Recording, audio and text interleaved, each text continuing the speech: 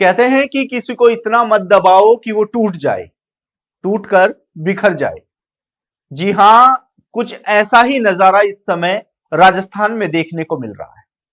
श्रेय लेने की होड़ चल रही है, पेपर लीक के सरगनाहों को पकड़ा जा रहा है, डमियों को हिरासत में लिया जा रहा है। लेकिन क्या सब कुछ पारदर्शी तरीके से हो रहा है? यह सवाल एक बड़ा सवाल है जिसका जवाब हर किसी को चाहिए। माना यह अच्छी बात है कि पेपर लीक को रोकने के लिए आप ताबड़तोड़ कार्रवाई कर रहे हैं, तेवर दिखा रहे हैं, जिससे युवाओं का भविष्य बर्बाद ना हो। लेकिन क्या इस कार्रवाई के पीछे अब अपनी हदें पार होने लगी है? क्योंकि यह हदें पार इसलिए शब्द का इस्तेमाल हो रहा है क्योंकि मनोहर भादु की जो घटना हुई है, उस घटना ने पूरे सिस्टम पर सवाल खड़े कर दिए हैं। मनोहर भादु जो अपने 20 लोगों का जो परिवार था उसका लालन पालन करता था, अपनी जो परिवार था उसकी आर्थिक जो मजबूती थी वो मनोहर भादु था। देखिए इस समय ये मामला काफी चर्चाओं में है। मनोहर भादु तो अब इस दुनिया से चला गया है, अपने पीछे बहुत सारे सवाल छोड़ गया है। क्या सच में युवाओं को इतना ज्यादा प्रताड़ित किया जाने लगा है कि वो जिंदगी की जंग हार रहे हैं? क्योंकि कहते हैं कि जीने के लिए जितनी हिम्मत की आवश्यकता होती है ना, उससे 100 गुना ज्यादा हिम्मत की आवश्यकता अपनी जान देने के लिए होती है।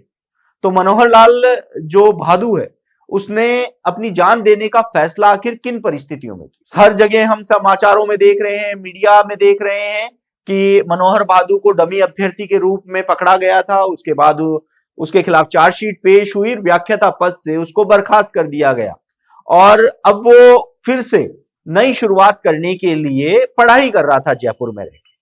लेकिन क्या सच में डमी अभ्यर्थी के रूप में जो मनोहर भादु की गिरफ्तारी हुई थी वो एकदम पारदर्शी थी?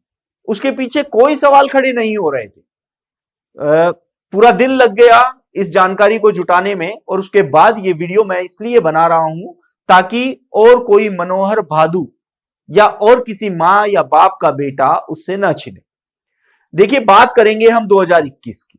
2021 में रीट पेपर लीक का जो मामला था वो सबसे ज्यादा चर्चाओं में रहा था। इसी दौरान ये पूरी कहानी जो है वो सामने आती है।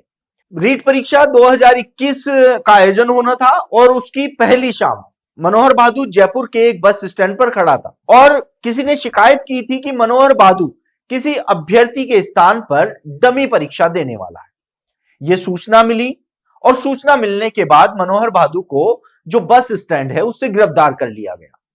उसके बाद चार्जशीट पेश की गई और मनोहर भादु को निलंबित कर दिया गया।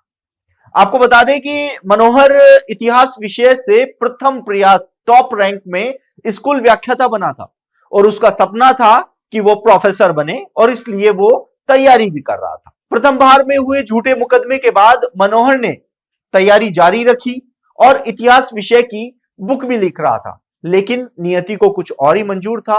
वो बुक पूरी होने से पहले ही मनोहर भादु का जो किताब थी उसका चैप्टर बंद हो गया। आपको बता दें कि वर्तमान में मनोहर भादु जो अजमेर एसओजी है उसकी यूनिट से काफी प्रताड़ित था।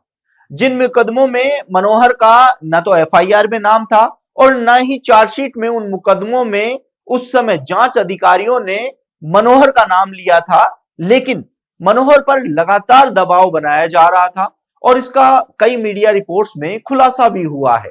यहां तक कि मनोहर को यह तक कह दिया गया है कि सिर्फ एक मुकदमे में नहीं, अभी तो तुम्हें 4 और मुकदमों में गिरफ्तार किया जाएगा, तुम्हें सजा होगी। अगर जानकार सूत्रों की बात करें और जैसे आरोप लगाए जा रहे हैं, जो मनोहर भादु है उसने अपना जो अंतिम नोट छोड़ा है उसमें जो आरोप लगे हैं उसके आधार पर हम बता रहे हैं कि एसओजी अधिकारी मुकेश सोनी द्वारा जो पैसे की मांग है वो की गई थी। ये जो मनोहर भादु है उनके द्वारा छोड़े गए अंतिम नोट में बताया गया है।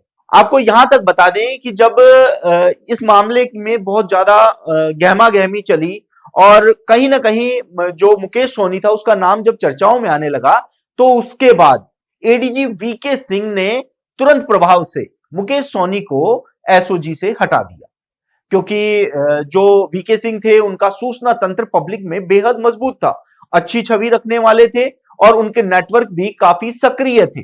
लेकिन जैसे ही एसओजी से एडीजी वीके सिंह की रवानगी हुई, उसके तुरंत बाद जो मुकेश सोनी थे वो वापस एसओजी में आ गए। और वर्तमान की बात करें, वर्तमान में श्याम बिश्नोई और मुकेश सोनी की जो घनिष्ठता है, मित्रता है, वो पूरे जो सिस्टम है उसको पता है। और आरोप यह भी लगाया जा रहा था कि मुकेश सोनी के कहने पर ही जो घनश्याम बिश्नोई है, और आरोप यह भी लगाया जा रहा है कि मुकेश सोनी के कहने पर ही घनश्याम बिश्नोई द्वारा लगातार मनोहर को प्रताड़ित किया जा रहा था, तो जिसके चलते मनोहर को यह कदम उठाना पड़ा। देखिए, मनोहर अपने साथ चला गया है, सच्चाई वो ले गया है। एक उसका अंतिम नोट इस समय पूरे राजस्थान में नहीं, पूरे भारत में सोशल मीडिया पर घूम रहा है। लेकिन मनोहर का जाना कहीं ना कहीं सिस्टम पर बड़े सवाल खड़े करता है। पीसीसी चीफ गोविंद सिंह डोटासरा ने कहा है कि इतना दबाव बन चुका था कि उस बच्चे को अपनी जान देनी पड़ी। ऐसे में क्या मनोहर बहादुर का जाना सिस्टम को सुधारेगा? उन 20 सदस्यों का, उनके परिवार के सदस्यों का अब क्या होगा? ये बहुत सारे ऐसे सवाल हैं जो सबके सामने हैं। हमें कुछ जानकारियां जुटाई और उन जानकारियों के आधार पर यह खबर आप तक पहुंचाने का प्रयास किया। अगर इस खबर में कोई भी ऐसा तथ्य हो जो गलत जानकारी के चलते प्रसारित हुआ है, तो आप हमें इसकी सूचना जरूर दीजिए। हालांकि हम इस खबर के माध्यम से किसी पे आरोप नहीं लगा रहे हैं, न एसओजी अधिकारियों पर लगा रहे हैं, न इस सिस्टम पर लगा रहे हैं। लेकिन जब एक माँ बाप का बेटा जाता है तो सवाल तो बनते ही, और उन सवालों का जवाब भी लेना जो है वो मीडिया का काम है। आप देखते रहिए एजुकेशन नगरी। मैं हूं ललित वर्मा।